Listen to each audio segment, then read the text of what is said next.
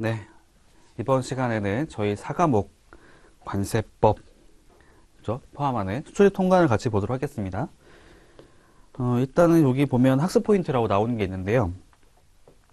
여기 보면 제가 이제 학습 방법이랑 출제 빈도를 적어 드린 게 있어요. 뭐 학습 방법은 그냥 참고하시면 되겠고, 출제 빈도를 보시면 아무래도 제 2장 이후로 제 2장, 3장, 그다음에 4장, 5장을 좀 위주로 보시면 되지 않을까 싶습니다. 네, 그만큼 양이 좀 많긴 많죠. 일단 제가 좀 최대한 알기 쉽게 좀 중요한 포인트 위주로 말씀드려 보도록 하겠습니다. 제 1장에 보시면 이제 관세 개념으로 나와 있게 되는데, 사실 관세 개념은 저희 시험에 자주 나오는 건 아니에요. 많이 나오는 건 아니기 때문에 여기 보시는 기출문제 위주로, 기출된 표시된 거 위주로 보시면 될 것 같아요. 일단 관세라고 하는 것들을 가볍게 말씀드리겠습니다. 관세.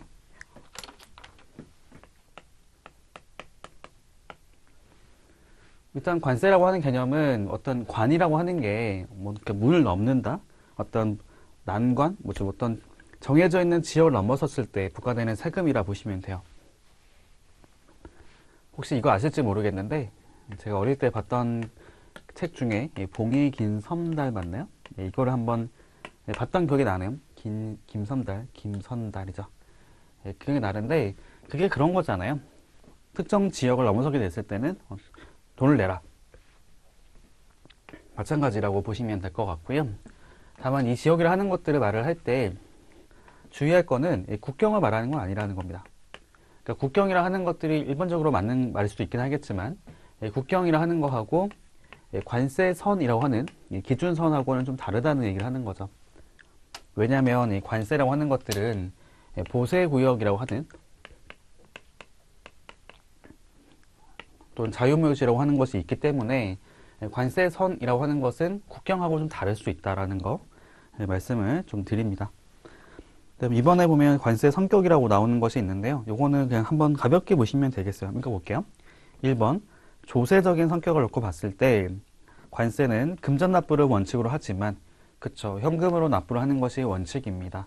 뭐 그렇다고 해가지고 세관에 가서 돈을 내는 건 아니고요.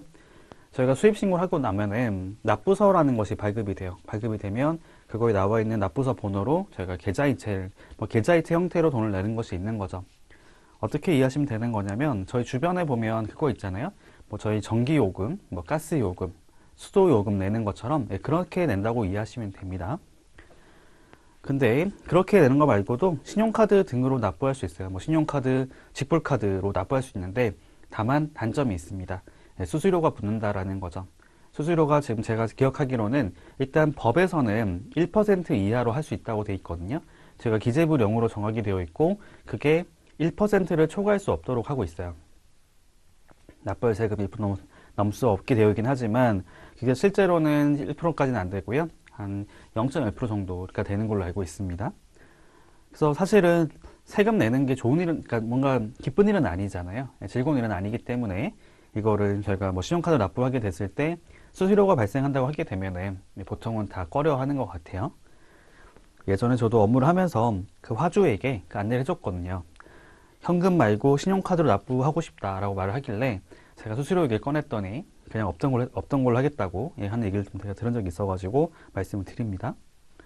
그다음에 이번에 보면 이제 관세는 재정 수입을 목적으로 한다라는 거죠. 그렇죠. 국가에서 여기 관세 수입이라고 하는 돈을 벌기 위해서 부과를 하는 거다라고 보시면 되고, 관세법의 목적이 뒤에 나오는데요. 뭐라고 말을 쓰고 있냐면,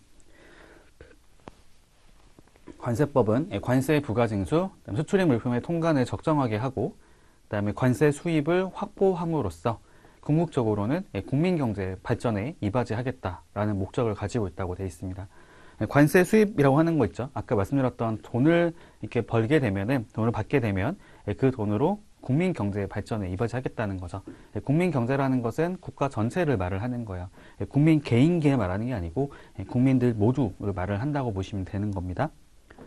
그래서 관세 징수권의 주체는 국가라고 되어 있죠. 그래서 이걸 저희가 국세라고 말을 써요. 국세. 관세는 국세의 일종이 됩니다. 하나의 종류가 된다라고 말을 할 수가 있겠고요. 저희가 국세와 지방세로 나누게 되죠. 국세라는 거는 국가 기관에서 징수를 하는 세금이고요. 지방세라는 거는 지자체에서 징수하는 세금이라 보시면 됩니다. 보통 어떤 것들이 있을까요? 저희 한번 소득세를 생각해 보시면은 소득세는 국가에 내는 세금도 있고요. 지방에 내는 세금도 있어요. 보통 지방세는 국가에 내는 세금의 10%로 되어 있긴 하죠. 그런 것들 나와 있다라는 걸 말씀드리고, 관세라는 거는 국세의 일종이다라고 말을 쓰고 있습니다. 그리고 관세를 부과할 때는 저희가 어떤 말을 쓸 수가 있냐면 이런 말이 있어요. 조세 법률주의라고 하는 것이 있거든요. 자, 조세라고 하는 것, 세금이라고 하는 것들은 사실 내는 사람들이 봤을 때는 그렇게 달갑진 않잖아요. 내 돈을 가져가니까. 그러니까 누군가의 재산권을 침해를 하는 거거든요. 재산권을 침해한다, 또 재산권을 박탈한다는 걸 할 수가 있는 거기 때문에 피해를 주는 거잖아요. 피해를. 그래서 이건 어떻게 할 수 있는 거냐면은 내가 동의를 얻었을 때만, 동의했을 때만 징수할 수 있도록 하고 있습니다.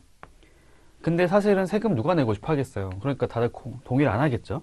요거는 어떤 말을 하는 거냐면 국민의 동의를 얻은 거를 말을 하는 것이고, 그게 뭘까요? 국회라는 것에 대해서 얘기를 하는 겁니다.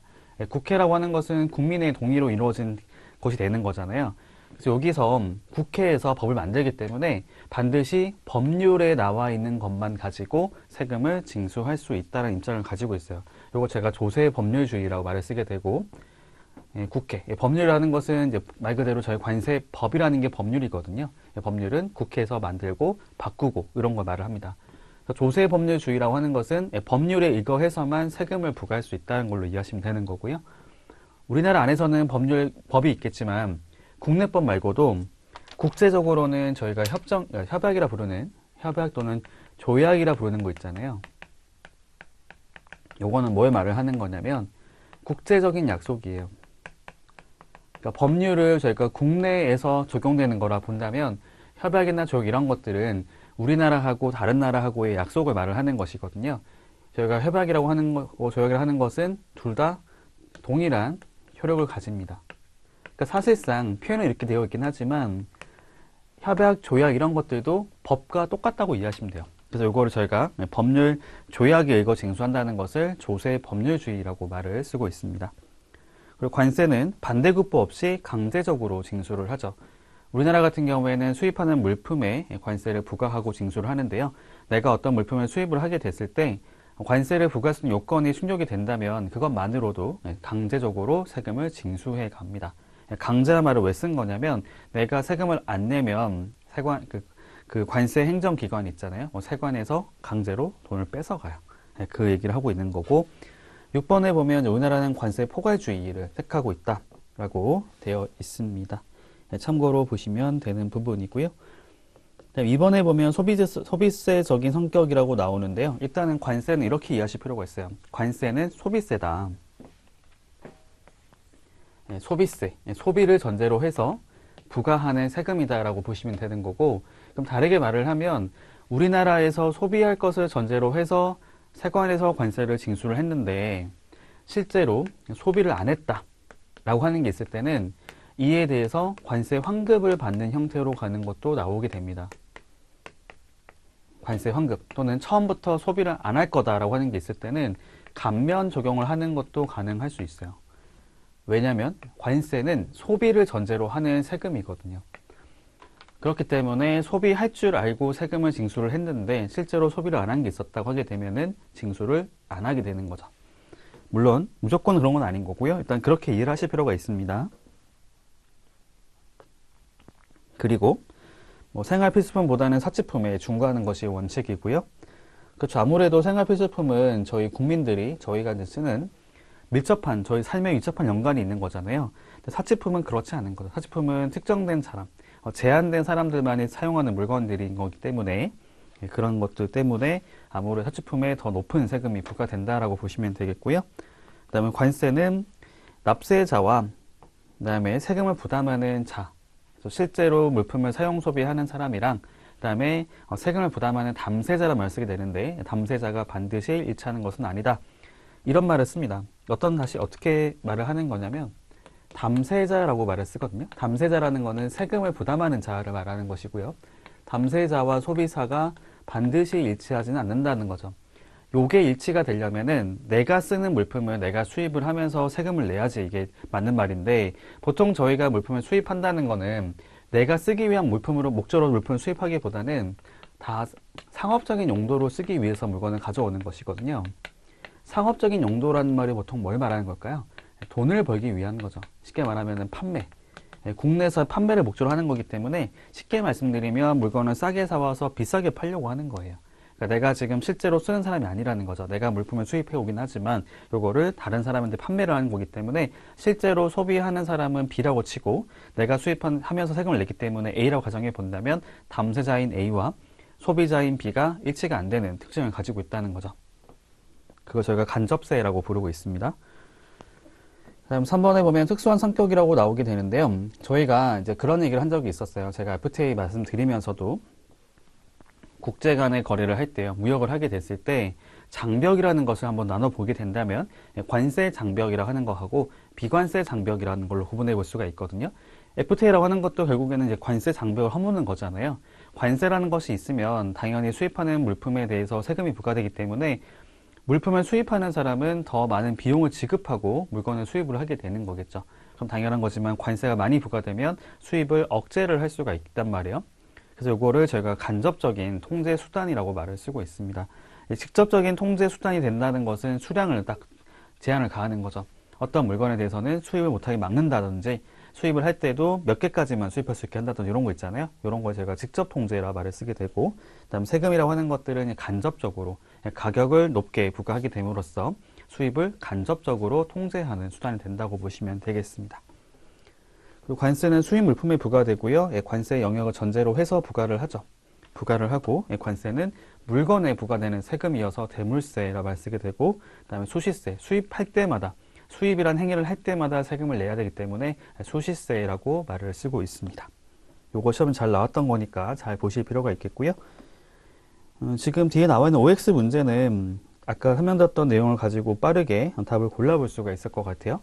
제 1번 문제 같은 경우에는 맞는 말이죠. 관세선은 국경선하고는 일치가 안 될 수 있다는 말이 맞는 거고, 이번에 보시면 관세는 가격이라는 걸 가지고 물품의 수입을 직접적으로 통제하는 게 아니죠. 간접적으로 통제를 하는 거고, 다음 3번의 경우에는 금전납부 말고도 신용카드 또는 직불카드로도 납부할 수 있는 거니까 틀린 거고요.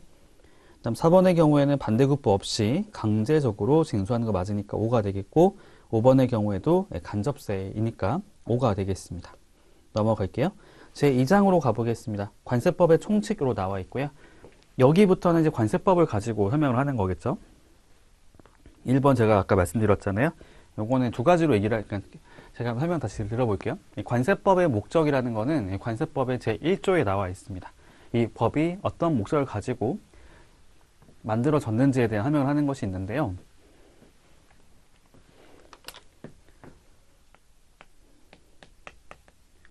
관세의 부과징수가 나오죠.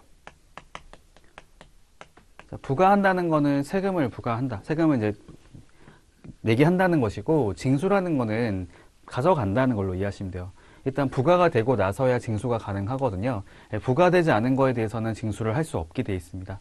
징수라는 거는 부과가 됐을 때 전제로 하는 것이고, 그렇게 들어가게 되고요. 또 하나 더 나오는 게 뭐냐면은 수출입 물품의 통관을 적정하게 하는 거죠.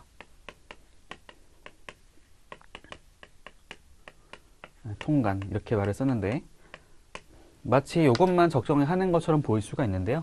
이 두 가지 모두는 적정하게 하겠다라는 것이 기본 원칙입니다. 관세 부과 징수도 적정하게 하겠다는 것이고, 수출입물품의 통관도 적정하게 하겠다는 의미를 가지고 있는 거고요. 그리고 이런 것들을 하면서 관세 부과 징수를 하게 됨에 따라서 재정 수입이라고 하는 것들을 얻게 되잖아요.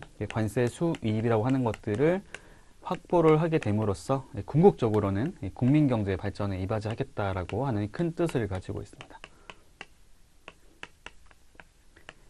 국민 경제 발전에 이바지하겠습니다 라는 목적을 가지고 있는 거죠. 중요한 내용은 아닌데 한번 나온 적이 있던 거기 때문에 그냥 참고로 보시면 되겠고요. 밑에 보면 관세법의 성격이 나오는데 이건 그냥 참고로 보시면 됩니다. 일단 크게 이렇게 두 가지로 나눠서 있잖아요. 관세 부과 징수라고 하는 것들은 뭐랑 관련될 거냐면은 당연히 조세법이랑 관련되어 있겠죠. 세금을 부과하고 징수하는 법이다 라고 얘기할 수 있겠고, 또 하나로는 여기 통관에 대한 얘기를 하는 거기 때문에 행정에 대한 얘기를 하는 것이거든요. 행정법에 대한 얘기를 하고 있다고 보시면 돼요. 그래서 조세법적인 성격이 있고 행정법적인 성격이 있다라고 하는 것이고, 이거 말고 나머지들은 이제 여기 부과되는 것들이 있는 거죠. 뭐 통관법적인 성격, 뭐 사법적인 성격, 국제법적인 성격. 국제법적인 성격이 뭘 말을 하는 거냐면요, 우리 관세법에 나와 있는 내용들 중에 일부는 우리나라에서 만든 거 말고 서로 간의, 그러니까 국제 간의 약속에 따라서 저희가 그거를 국내법으로 수용한 것들이 있습니다. 예를 들어 말씀드려 본다면 품목분류라든지 아니면 과세 가격에 대한 관세평가, 그리고 또 뭐가 있을까요? 지식재산권을 보호하는 것들, 덤핑 방지 관세, 뭐 상계 관세 부과하는 것들, 이런 것들이 다 그런 거라 보시면 되는 거고요. 넘어가겠습니다. 그다음에 용어의 정의는 저희 시험에 거의 매번 나오는 문제 내용이기 때문에 굉장히 중요하게 보실 필요가 있습니다. 수입이라고 하는 것들도 잘 나왔던 거고, 사실 수입보다는 외국 물품의 성격을 고르는 거 있죠. 외국 물품, 뭐 내국 물품 고르는 것이 가장 많이 나오는 것인데, 수입이라는 것에 대한 정의도 당연히 알고 계실 필요가 있어요. 수입의 정의라고 하는 것들을 설명을 좀 드리겠습니다. 자, 수입이라고 하는 것은 일단 이렇게 이해하시면 되거든요. 특정 대상이 있어요. 특정 대상이라 하는 걸 가지고 어떠한 행위를 하는 것들을 저희가 수입이라고 정의를 하고 있습니다. 특정 대상을 가지고 그걸 어떤 행동을 하게 되는 거를 저희가 수입이라고 말을 쓰게 되는데, 관세법에서 말하는 대상이 뭐가 되는 거냐면은 그러니까 수입 물품이 되는 거죠. 즉, 대상이라고 하는 것들은 이제 과세의 대상이 된다고 보시면 되고요. 과세 물건. 그 다음에 행위라고 하는 것들은 크게 두 가지가 나오게 됩니다. 하나가 뭐냐면 반입을 하는 행위를 말하는 것이고요. 또 하나는 소비하거나 사용하는 행위를 말을 하는 겁니다. 소비 또는 사용이라고 하는 것들을 행위로 이해하시면 됩니다. 다시 말씀드리면 수입이라는 것은 수입품이 아니라 외국 물품 이렇게 쓰죠. 외국 물품. 외국 물품을 가지고 이런 행위를 하는 것을 저희가 수입이라고 정의하고 있습니다. 자, 외국 물품을 반입하는 거, 외국 물품을 사용 소비하는 것이 되는데, 요거 같은 경우는 기본 원칙은 뭐냐면 우리나라에 반입을 하는 거예요. 장소가 나오겠죠? 우리나라에 반입하는 것을 저희가 수입이라고 말을 씁니다. 하지만 저희 관세법상에 보시면은 특이하게 있는 게 뭐냐면은 보세구역이라고 하는 것들을 구분을 하는 게 있거든요. 보세라고 하는 것이 뭘 말을 하는 거냐면 요거는 관세 부과를 유예하는 것이 됩니다. 원칙적으로는 우리나라에 들어오게 되는 물품 자체가 수입이 된 거기 때문에 수입하는 물품은 관세를 부과하는 것이 맞지만 관세 부과를 유예하는 제도가 있는 거고요. 그거를 저희가 보세구역 이렇게 이해하시면 돼요. 구역이라는 거는 장소를 말을 하는 거예요. 장소. 보세구역은 장소를 의미하는 겁니다. 그래서 관세 부과가 유예되는 장소가 있다라는 것이고, 거기에 반입되는 것은 관세를 부과하지 않는다. 즉 수입으로 보지 않는다고 이해하시면 되는 겁니다. 수입으로 보지 아니한다라고 하는 것이고, 그래서 이것 때문에 이렇게 또 추가되는 게 있는 거죠. 만약에 보세구역을 경유하는 경우라면 그 말이 왜 들어가는 거냐면요. 보세구역에 들어가는, 그러니까 반입하는 것 자체는 수입이 아니라는 얘기를 하고 싶은 거예요. 보세구역을 경유하는 경우에는 보세구역으로부터의 반입이죠. 보세구역에 반입되는 거 말고 보세구역에서 다른 우리나라 영역으로 반입하는 행위를 하게 됐을 때 수입의 행위를 했다라고 말을 쓴다는 겁니다. 다음 소비 또는 사용 같은 경우에 보시면은 또 기본이 이거겠죠. 우리나라에서 외국 물품을 사용 소비하는 것을 수입이라고 부릅니다. 근데 그게 있거든요. 저희가 국제법상에 보시면은 국제법상의 운송수단, 그러니까 운송수단이 있잖아요. 운송수단은 국제법상 그 나라의 영역으로 간주를 해줘요. 그래서 운송수단에서 사용 소비를 하는 것들도 우리나라의 영역 안에서 사용 소비한 걸로 보기 때문에 수입으로 봅니다. 이걸 이제 이렇게 말하시죠. 우리나라의 운송수단 안에서 사용 소비하는 경우도 저희가 수입이라고 부릅니다. 그래서 네 가지가 되는 거죠. 수입이라 하면 요거 총 네 가지가 된다고 보시면 되는 거고, 자, 그러면 요거 중요하죠. 외국 물품에 대한 정의를 한번 생각해 보겠습니다. 외국 물품은 보통 생각하는 게 뭐냐면은 외국에서 국내로 오는 물품 이렇게 이해할 수가 있는데, 그 맞는 말이거든요. 물론 그것만 있는 건 아니에요. 이게 일반적이긴 하죠. 외국에서 우리나라에 오는 물건은 당연히 외국 물품이 되는 게 맞습니다. 하지만 반대도 있어요. 우리나라에서 나가는 물품도 저희가 이제 세관에다가 수출 신고라는 것을 하게 되고 그게 처리가 되면 외국 물품으로 이제 인정이 되거든요. 나가는 물건이기 때문에. 외국 다음에 국내. 그리고 여기 같은 경우에는 하나 붙는 표현이 뭐냐면은 외국에서 국내 도착한 물품 중에서 수입신고라고 하는 거 있잖아요. 수입신고 수리 전 내 물건을 외국 물품이라고 부릅니다. 그러니까 수입신고 수리라고 하는 것은 처리된 거를 말을 하는 거고요. 행정 절차상 말씀드리면은 신고라는 거는 행정기관에서 신고받은 거에 대해서 간단하게 내용만 확인해보고 이상이 없는 게 확인되면 처리를 해주는 거라고 보시면 돼요. 일단 받아주는 것을 제가 수리라고 부르게 됩니다. 그리고 여기에 또 들어가는 게 뭐냐면요. 공해라는 개념이 들어가게 돼요. 공해. 자, 공해에 대해서 말씀을 드리겠습니다. 저희가 영역을 나눠 봤을 때요. 영해라는 게 있고 공해라는 게 있거든요. 저희가 FTA 특례법 할 때 한번 본 적이 있었잖아요. 관세 특례법, FTA 관세 특례법 와서 보시면은 거기에 영역에 대한 정의가 나오는 게 있었는데 영해라는 거는 누군가의 이제 영역이 되는 바다가 되는 거죠.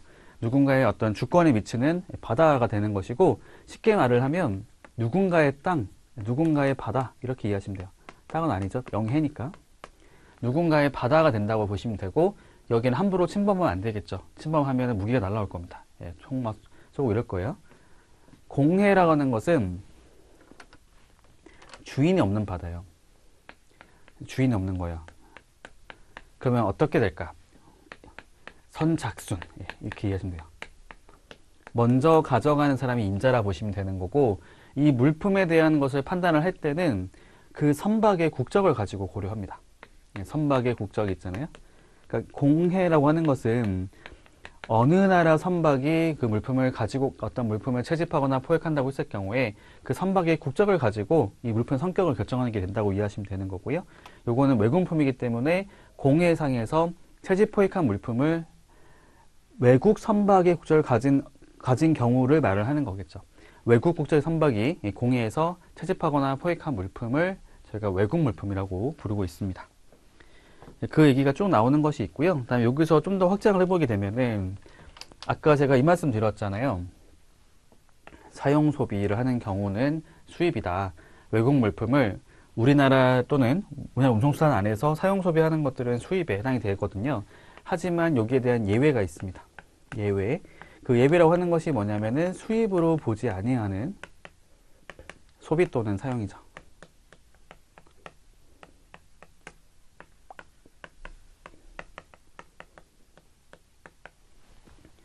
여기는 네 가지가 나오는데 제가 또 의미를 가지고 한번 나눠보도록 하겠습니다. 일단은 첫 번째, 두 번째, 세 번째는 요거를 같이 말을 할 거예요. 대상 물품을 가지고 얘기를 할 겁니다. 두 번째로는 장소를 가지고 얘기를 할 거예요. 이거는 이걸로 정리하시면 돼요. 얘는 따로 말씀드릴 겁니다. 첫 번째랑 두 번째는 어디가 되는 거냐면 둘 다 공통적으로 선박용품 등이 됩니다. 네, 선박용품, 항공기용품, 차량용품 그다음에 그런 게 되죠. 그런 것들을 장소가 어디냐면은 운송수단 안에서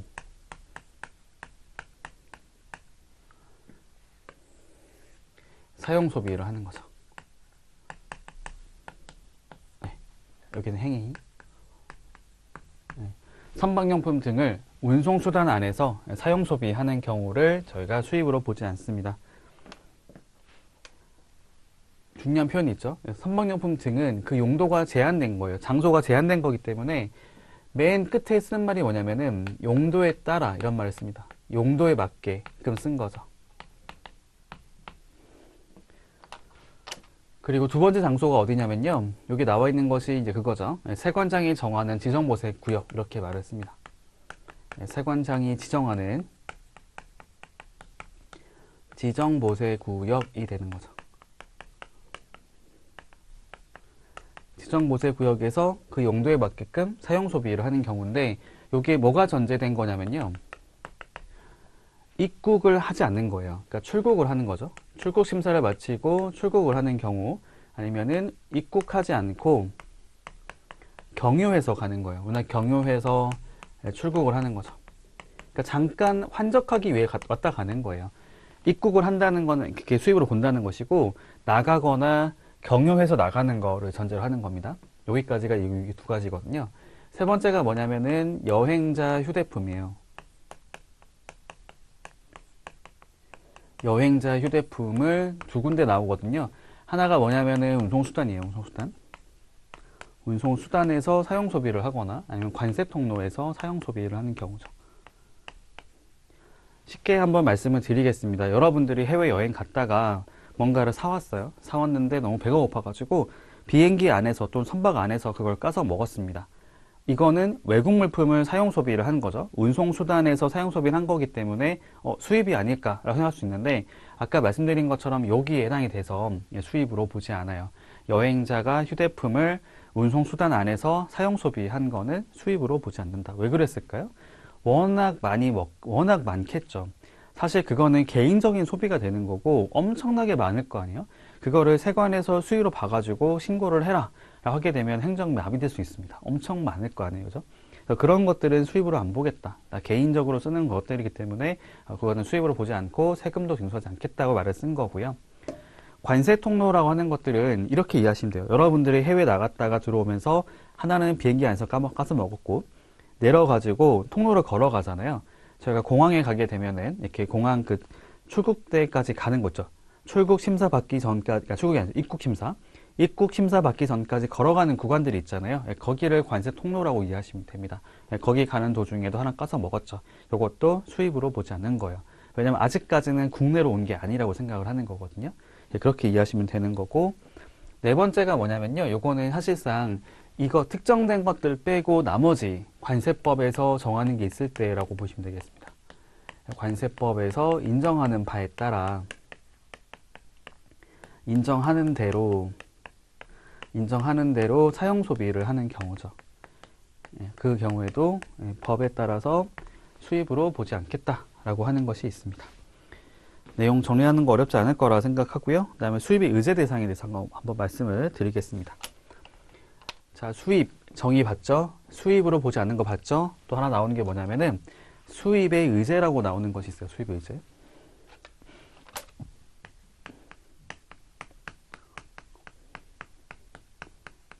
네, 의제라는 거는 그렇게 간주한다라고 이해하시면 돼요. 그렇게 보겠다라는 걸로 이해하시면 되고, 그러니까 이렇게 한 건 아니지만 그렇게 한 거랑 다름없이 보겠다는 걸로 이해하시면 돼요. 그러니까 수입을 한 건 아니지만 수입된 걸로 보겠다는 거죠. 간주하겠다. 요거는 이렇게 이해하시면 돼요. 요게 뭐냐면 첫 번째는 그거예요. 특별한 상황이 있는 거예요. 특별 상황이 있는 거예요.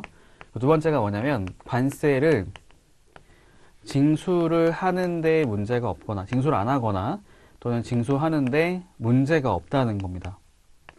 문제가 없다. 그래서 정상적으로 수입 신고를 하지 않더라도 그냥 요거는 수입된 걸로 보겠다. 왜냐하면 관세를 징수 안 하니까, 또는 관세를 징수하는데 문제가 없기 때문에, 이렇게 이해하시면 돼요.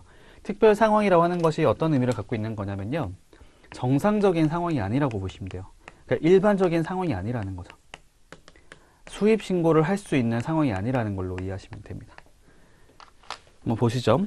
첫 번째, 법령에 따라 국고에 기속된 물품이죠. 법령에 따라 국고에 기속된 물품. 이거는 어떤 걸까요?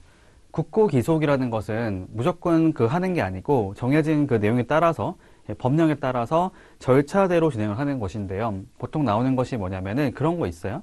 저희가 압수물품이라고 하는 것이 있는데, 범죄 행위에 사용된 물품으로 보여가지고 그거를 그 행정기관에서 압수를 하겠다고 하는 게 있을 수가 있어요. 압수했던 물품. 예를 들면은 저희가 이런 게 있었거든요. 공항에서, 아마 인천공항일 텐데, 공항에서 화장실에서 금괴가 발견된 적이 있었어요. 그래서 그거는 사실 개인이 놔두고 갈 리가 없잖아요. 그게 뭔지 짐작해 보니까 이거 왠지 범죄 행위로 사용된 물건인 것 같다. 즉 쉽게 말씀드리면 밀수를 하려다가 밀수를 못하고 걸릴 것 같으니까 버리고 간 것 같다고 생각을 한 거죠. 일단 그러면은 유실물 공고라는 것을 하게 돼요. 이거 잃어버린 사람 샀으면 이렇게 하게 되는 거죠. 유실물 공고를 했는데 이게 만약 범죄 물품이 맞다면 안 나오겠죠. 나왔다가 잡혀갈 거니까. 안 나온단 말이에요. 유실물 공고를 하고 나서 일정 기간 동안에 사람이 나오지 않게 됐을 경우에는, 알 수 없을 경우에는, 그때는 이걸 가지고 국고에 기속할 수 있게 하고 있습니다. 그래서 그런 거를 말하는 거죠. 어쨌든 국고 기속을 한다는 거는 특별한 상황이 됐다는 것이고요. 국고 기속이라는 것은 그 관련된 그 물품에 대한 처분권이 행정기관에 있다고 보시면 되거든요. 예, 국고니까 국가기관이 그 물품에 대한 처분권을 가지고 있다고 보시면 돼요. 처분권이라는 것은 마음대로 사용 소비할 수 있는 거 말하잖아요. 그거를 기관에서 쓰는 게 아니고 그거를 판매를 할 수가 있는 거죠. 예, 판매를 하거나 아니면 폐기를 하거나 이렇게 할 수 있는데, 가치가 있는 물품들 같은 경우는 당연히 매각을 하게 될 거예요. 매각을 하게 되면은 매각 대금이 나오겠죠. 판매된 돈이 나올 거고, 거기서 매각한 데 들어갔던 비용들 빼고 세금 빼고 나머지 것들만 돌려주는 형태로 가거든요. 예, 그래서 아까 말씀드린 것처럼 관세를 징수하는데 전혀 문제가 없다고 보는 겁니다. 그래서 이런 것들은 어떤 말을 하는 거냐면, 예, 그 물품에 대한 처분권이 세관에게 있다는 거죠. 관세 행정기관에 있다는 걸로 이해하시면 되는 거예요. 통보처분으로 납부된 물품이죠. 통보처분은 저희 벌금형에 이제 대응해서 행정기관인 세관장 또는 관세청장이 벌금형을 부과하는 것이 확정된 물건을 보였을 때는 벌금을 부과하는 형태로 가는 게 아니라 그거를 그에 가름해서 통고처분을 할 수 있게 된 거죠. 통고처분을 납부된 물품은 국가에 처분권이 있다고 보시면 되는 거고, 매각된 물품, 밑에 보시면 추징된 물품, 몰수 물품 다 마찬가지라 보시면 돼요. 그 다음에 여기 보니까 최신관서가 수취인에게 내준 우편물은 첫 번째 케이스가 되는 거겠죠. 관세 징수하는데 관세 징수를 안 하는 것들. 보통 어떤 게 될까요? 개인 물품들이 된다고 보시면 돼요. 개인 용품들. 넘어가겠습니다. 그 밑에 보시면 이제 관세법상의 수출입의 개념과 대외무역법상 수출입의 개념은 다르다고 되어 있는데, 당연히 다르겠죠. 관세법은 일단 대상 자체가 물품만 취급을 해요. 물품만. 물품이라는 것은 유체물 또는 유형물을 말을 하거든요. 반대로 말을 하면 용역이라든지 어떤 무체물 같은 경우는 대상으로 두지를 않습니다. 그래서 그런 게 있는 거죠. 여러분들이 해외 사이트에 있는 것들, 영상 같은 거 있죠. 영상이나 음성 같은 거를 돈을 주고 산 거예요. 사가지고 다운로드 받았어요. 어떤 게 있을까요? 저희가 요즘 많이 보고 있는 OTT 이런 것도 될 것 같은데, 예, 그런 것들을 해외에서 그걸 구매했다 하더라도, 구매를 해서 그거를 인터넷에서 다운로드 받는다 하더라도, 그걸 저희가 수입을 한 건 맞지만 관세법상의 수입은 아니거든요. 그래서 그거에 대해서는 세금을 내는 것도 아니고 신고를 하는 것도 아닙니다. 하지만 대외무역법은 우리나라하고 다른 나라하고의 무역에 관련된 기본법이기 때문에, 통합법이기 때문에 그러니까 물품뿐만이 아니라 물품 말고도 용역, 그 다음에 전자 형태의 무체물까지도 대상으로 두고 있거든요. 예, 그런 것들이 다르다라고 말할 수 있겠습니다. 그다음 이번에 보시면 수출이 나오죠. 수출은 반송이랑 같이 비교해서 보시면 좋은데요. 일단 대상과 행위가 나오게 되는데, 수출 같은 경우는 내국 물품이 대상이 되고요. 그 다음에 반출이라는 행위가 있는 것을 말합니다. 내국 물품을 외국으로 반출하는 것을 저희가 수출 이렇게 말을 하고 있고, 반송이라고 하는 것들은 주의할 게 뭐냐면, 일단 외국 물품인데, 외국 물품의 종류가 아까 설명드린 것처럼 이게 한 가지가 아니거든요. 얘도 있고 얘도 있고 하는 거기 때문에 딱 외국 물품 중에서 요거를 말했죠. 외국에서 국내 도착한 외국 물품인데 수입 통관 절차를 거치지 않고 다시 해외로 나가는 거. 이걸 저희가 반송이라고 부릅니다. 네, 주의할 게 뭐냐면요. 반송은 외국 물품이라고 하는 거고, 수출은 내국 물품이 되는 겁니다. 둘 다 외국으로 물품을 반출하는 것을 말하죠. 밑에 보시면 수출 또는 반송의 의제 대상이라고 나오는 게 있는데요. 요거는 어떤 말을 의미하는 거냐면, 최신 관서가 나오는데, 관서라는 거는 관공서 이런 말 들어보셨죠? 그 행정 업무를 하는 그런 기관이라 보시면 되고, 최신이라고 하는 게 뭐냐면 저희 우체국이에요, 우체국.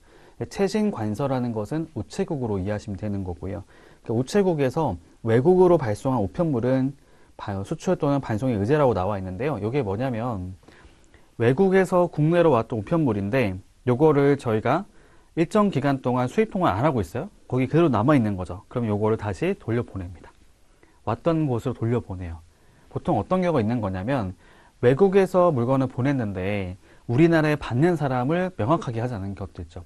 그러니까 요거를 받는 사람이 있죠. 주소지랑 이런 것들, 연락처 이런 것들을 잘못 써서 보낸 거예요.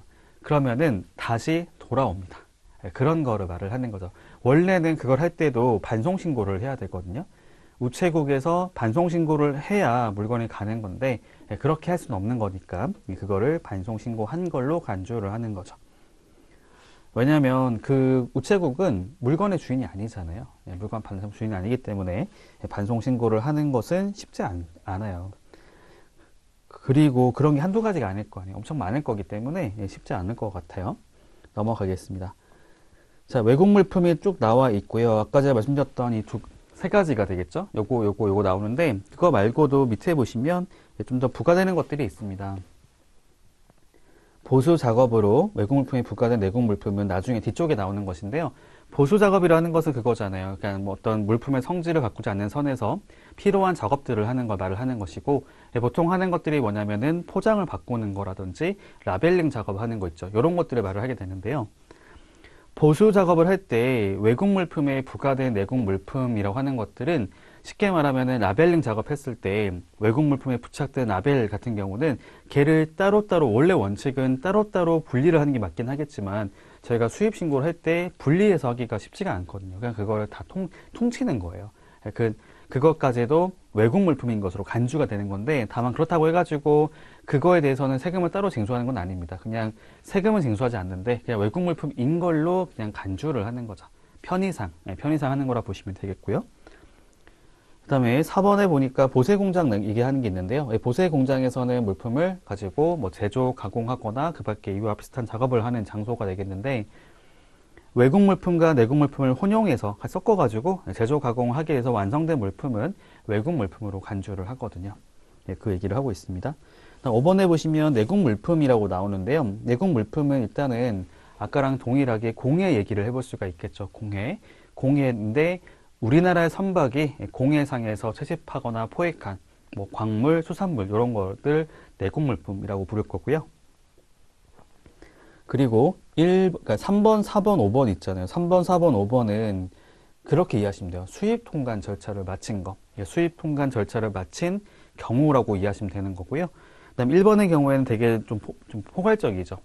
우리나라에 있는 물건인데 외국 물품이 아닌 모두를 내국 물품이라고 부릅니다. 약간 말장난 같기도 한데, 지금 여러분 보고 계시는 이 모든 것들은 내국 물품이 되는 거죠. 내국 물품. 그 얘기를 하는 거고요. 어렵지 않은 개념이라고 생각합니다. 내용 좀 봐주시면 좋을 것 같고, 이렇게 한번 생각해 보죠. 저희가 외국에서 물건을 국내로 가지고 온다고 했을 경우에 그러니까 일반적인 절차, 통상적인 절차를 한번 생각해 볼게요. 일단 외국에서 물건이 오죠. 입항을 하게 될 거예요. 입항지로 입항을 하겠죠. 뭐 부산이나 뭐 인천 쪽으로 보통 들어오게 되는데, 입항을 하고 나면은 물품을 내리는 작업들을 하게 돼요. 그거를 하선 또는 하기라고 불러요. 선박에서 물건을 내린다면 하선이 될 거고, 항공기 같은 경우는 하기라고 말을 써요. 하기. 운송 수단에서 물품을 내리는 작업들을 하게 되고요. 그리고 요거를 미리 지정됐었던 보세 구역에 반입을 하게 될 겁니다. 참고로 말씀드리면요, 여행자 휴대폰을 제외하고는 모든 물품들은 보세 구역을 경유하게 되어 있어요. 보세 구역으로 가게 되어 있습니다. 보세 구역 가서 이제 보통의 경우 여기서 수입 신고를 한다 가정해 볼게요. 수입 신고를 하면 세관에서 심사를 하게 되고요. 심사가 이상이 없으면은 수입 신고에 대해서 수리를 해주게 됩니다. 수입 신고 수리를 하게 되면은 그때부터는 물품을 가져갈 수가 있죠. 그때부터는 사용 소비를 할 수가 있는데, 보세 구역에서 사용 소비를 할 일은 없겠죠. 왜냐하면 사용 소비라고 하는 것들이 말 그대로 뭘 하겠다 이런 얘기를 하는 게 아니라 그거를 이제 판매를 하는 거라 보시면 되는 거라, 보세 구역에서 사용 소비를 하는 경우는 거의 없을 거 아니에요. 보세 구역에서 반출, 이렇게 얘기할 수 있겠습니다. 이게 일반적인 절차거든요. 자, 그런데 예외적인 절차들이 있어요. 어떤 통관 절차의 특례라고 하는 것들이 있는데요. 원래 입항하고 나서 수입 신고하는 것이 원칙인데, 다만 신속한 통관, 즉 빠른 통관을 하기 위해서는 입항 전이라도 수입 신고를 먼저 할 수 있다라고 하는 것이 있습니다. 요거를 제가 입항하기 전에 신고한다고 해서 입항 전 수입 신고라 부르죠. 요거는 예외적인 경우라 보시면 되고요. 그 다음에 원래는 수입신고 수리가 되고 나서야 보세구역에서 반출할 수가 있는데, 수입신고 수리 전이라도, 즉 이 과정 있죠? 심사 과정에서 물품을 먼저 반출하겠다고 할 수가 있어요. 그게 왜 이렇게 하게 만드는 거냐면, 이 심사가 오래 걸리기 때문이에요. 장기간에 소요되기 때문이다. 이렇게 이해하시면 됩니다. 장기간에 소요되는 거기 때문에 이 물품을 일단 먼저 통관되기 전에 물품 먼저 반출을 하게 하고 나중에 통관되고 나서 처리가 된다고 보시면 되겠어요. 물론 이거를 하려면 담보라는 것을 내야 돼요. 담보를 내고 나서 가져갈 수가 있는 거고, 그리고 때로는 수입신고 전이라도 반출을 먼저 할 수가 있어요. 다만 요거는 아무나 하는 건 아닌 거고요. 지정된 업체와 지정된 물건에 한정해서 하는 겁니다. 요런 것들이 바로 예외라 볼 수 있거든요. 그래서 이런 절차를 거친 물품들, 그런 완료한 물품들을 제가 내국 물품이라고 정의하고 있습니다. 그 다음에 6번에 보면 아까 보셨던 수입 의제라고 하는 것들도 수입 신고를 한 건 아니지만 어쨌든 의제라고 하는 걸 통해 가지고 그냥 수입된 걸로 간주가 된 거죠. 그렇게 보시면 되겠습니다. 그 다음에 국제무역선, 국제무역기라고 하는 것은 국제무역, 말 그대로 이름 그대로인 거죠. 국제무역. 우리나라하고 외국을 왕래하는 선박하고 항공기를, 그러니까 무역을 목적으로 하는 거죠. 무역이라는 거는 기본적으로 수출입을 하는 거 말을 하는 거예요. 그러니까 내가 여행 목적으로 다니는 그런 거 말하는 게 아니고 우리나라와 외국 간에 이렇게 무역을 목적으로 하는 국제적인 선박, 항공기를 국제무역선, 국제무역기라 부르고, 반대는 국내 운항선 또는 국내 운항기가 될 겁니다. 그리고 선박용품 등이 나오는데요. 그러니까 말 그대로 선박용이죠. 선박용 물품, 항공기용 물품, 차량용 물품이 되는 거죠. 요거는 뭐냐면 그냥 선박이라고 하는 거 있잖아요. 이런 것들이 운항을 하는 게 목적이죠. 다른 곳으로 운항을 하는 목적이 있는데 운항을 하는데 필요한 여러 가지 물품이 있을 수가 있겠어요. 일단은 사람이 탑승을 할 거 아니에요. 그렇기 때문에 먹는 게 필요하죠. 먹는 거, 음료와 식품이 들어가게 되고, 그 다음에 그 선박을 움직이려면은 연료가 필요하죠. 연료라는 게 들어가게 되고, 혹시라도 운항 중에 사고 발생할 수 있기 때문에 뭐 인명 구조라든지 아니면 수리를 하기 위한 어떤 물품 같은 것도 필요할 수가 있겠어요. 나오는 게 뭐냐면 뭐 예비용, 수리용 예비 부분품, 부속품이라고 하는 게 나오게 되고, 그다음에 저희 밧줄, 사람을 구하기 위한 밧줄 이런 게 들어가게 되는 것이고, 그거 말고는 나머지 뭐 소모품이라 하는 것이 들어갈 것이고요. 나머지는 이제 집기, 그 밖에 이와 유사한 물품이라고 하는 것이 있는 거고, 이 모든 것들은 해당 선박에서만, 그 운송수단 안에서만 사용하는 것을 목적으로 하는 물품이라고 보시면 됩니다. 그 다음에 통관이라고 하는 것들은 이제 그 절차를 마친 것을 말을 하는 거예요. 관세법에 나와 있는 관세법에 따른 절차를 이행함으로써 물품을 수출하거나 수입하거나 반송하는 것을 통관이라고 부릅니다. 그 다음에 환적 같은 경우는 저희 시험에 잘 나오는데요. 이거 전혀 어렵지가 않아요. 되게 쉽습니다. 환적. 일단 환적이라고 하는 것들은 어떻게 이해하시면 되는 거냐면, 저희 주변에서 보시면 그런 거 있잖아요. 환승한다라는 말을 쓸 때가 있죠. 환승. 또 요즘에는 환승연애라고 하는 것도 좀 유행하는 것 같던데, 환승이라고 하는 것은 갈아탄다는 의미가 있잖아요. 갈아탄다. 그거를 이제 환적이라고 생각하면 돼요. 그러니까 사람은 환승을 하는 거고 물품은 환적을 한다고 보시면 돼요. 쉽게 말하면은 갈아탄다. 내렸다가 다시 실른다는 거죠. 그거 내리는 것을 저희가 양하라 부르고요. 실는 것을 적재라 부르는데, 처음에 적재한 거랑 구분하기 위해서 여기를 재적재라고 부릅니다. 재적재. 양하하고 적재하는 것을 제가 환적이라 부르는데, 이 양하라고 하는 것은 국내로 들어오는 거거든요. 그러니까 입국 또는 입항이라고 말을 했어요. 입국과 입항의 차이가 뭘까요? 입국은 사람이 동반되는 거예요. 그러니까 사람이 물건을 들고 들어온다면 입국을 한 거예요. 입국 때문에 되는 거고, 입항은 그냥 물건만 들어오는 거예요. 물건만. 입국 또는 입항하는 것에 했던 운송 수단에서 다시 나가는 거 있죠. 출국하거나 출항하는 운송 수단으로 물품을 옮겨 짓는 것을 제가 환적이라 불러요. 중요한 포인트가 있습니다. 요거는 여기와 여기를 관할하고 있는 이 세관이 동일한 거를 전제로 하는 거예요.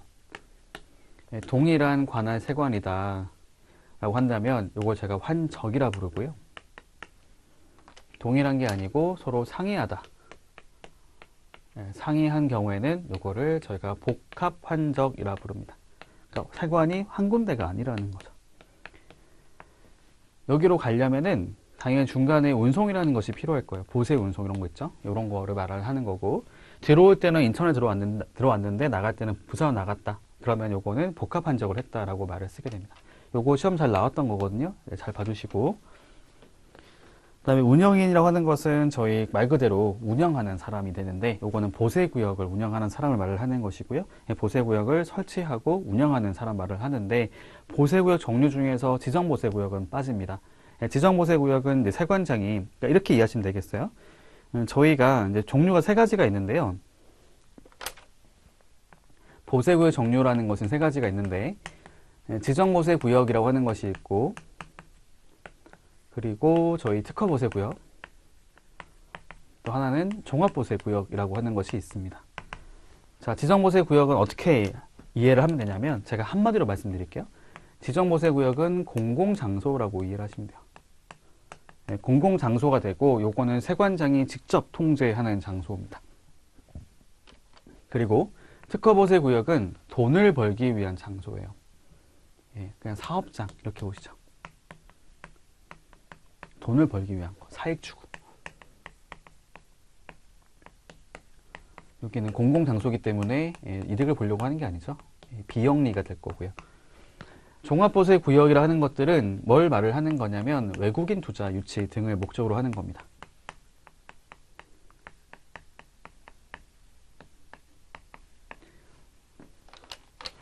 지정보세구역은 공공장소로 이제 성격을 갖고 있기 때문에 여기를 이런 사업자들이 운영하는 게 아니라는 거예요. 여기는 공공장소이기 때문에 말 그대로 다른 업체들도 사용할 수 있도록 국가에서 관리를 한다고 보시면 돼요.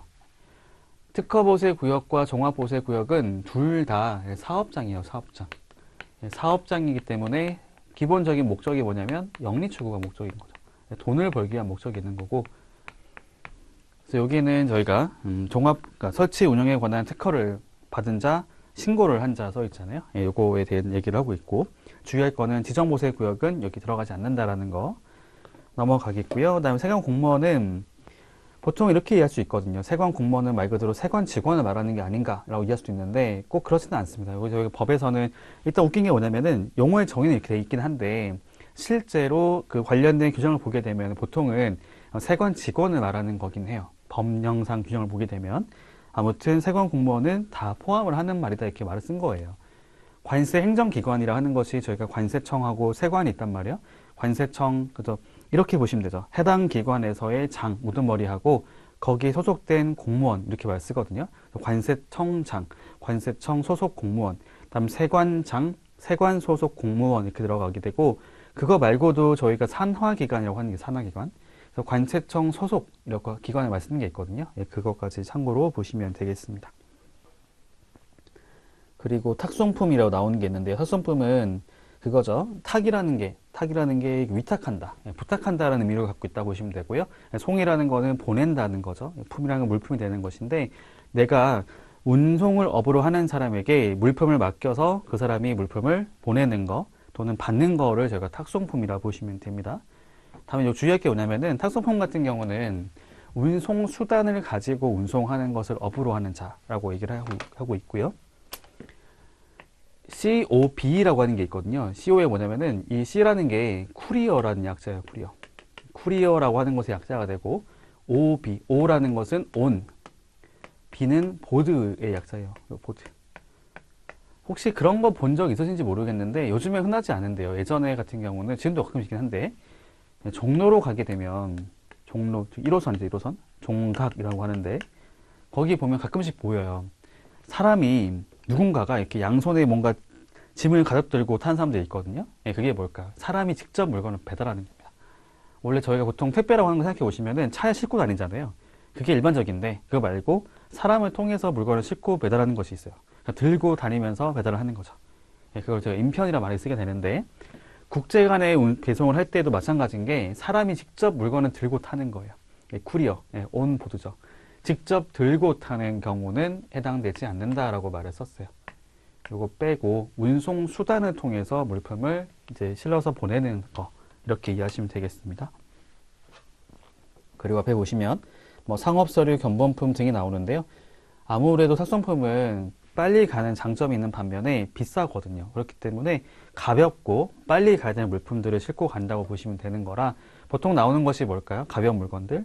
소량 같은 거 있죠. 소량이 되는 것들은 뭐가 되냐면은 문서, 예, 문서죠. 문서, 상업서류. 그 그 다음에 상업경품, 상업용 견본품, 샘플 같은 거를 말을 한다 보시면 돼요. 그 다음에 개인 물품들 넘어가겠습니다. 그 다음에 15번 나와 있는 전장글 물품 한번 읽어보시고요. 관세 조사라는 것은 저희 작년 말에 23년 말에 개정이 되면서 신설된 용어가 되는데요. 뭐 내용은 어렵지가 않습니다. 뭐 관세 과세 표준, 뭐 세액을 결정하거나 경정하기 위해서 방문 또는 서면으로 납세자의 장부, 서류 또는 그 밖의 물건을 조사하는 것을 저희가 관세 조사라고 부르고 있습니다. 그 다음에 관세법 적용의 원칙 뭐 나오는데 요거는 일단 다음 시간에 이어서 살펴보도록 하겠습니다.